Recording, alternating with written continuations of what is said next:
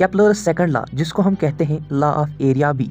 इसकी ये जो बाहरी भरकम डेफिनेशन इस वक्त आपके सामने आ रही है, इसको याद कर कर के हम थक चुके हैं, लेकिन आज इस लेक्चर में हम इसके पीछे का जो एक्चुअल कंसेप्ट है उसको गेन करने की कोशिश करते हैं। तो चलिए पहले स्टार्ट करते हैं इसी को। देखिए यहाँ पर मैंने दो डिस्टेंसेस को हाईलाइट किया है।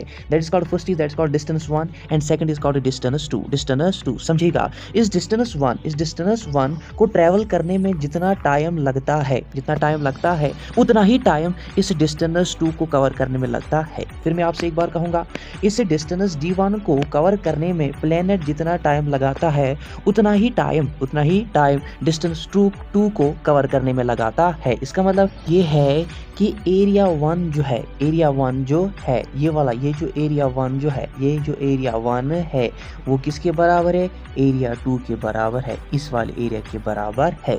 यही तो केपलर का सेकंड लॉ है। तो इसका मतलब केपलर का सेकंड लॉ हमें ये कहता है कि इस डिस्टेंस D1 को ट्रैवल करने में प्लेनेट को जितना टाइम लगता है उतना ही टाइम इस D2 डिस्टेंस को ट्रैवल करने में लगता है। यही तो है area 1 is equal to area 2।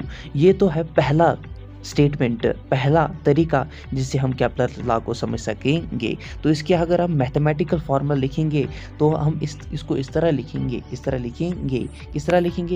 तरह एरिया 1 को ट्रैवल करने में अगर टाइम T1 लगता है तो एरिया 2 को भी एरिया 2 कवर करने में उतना ही टाइम लगता है। तो इसका मतलब A1 divide by T1 will be equal to A2 divide by T2। इसी को हम इस तरह लिख सकते हैं, the areal velocity of a planet around a sun remains constant. यही तो था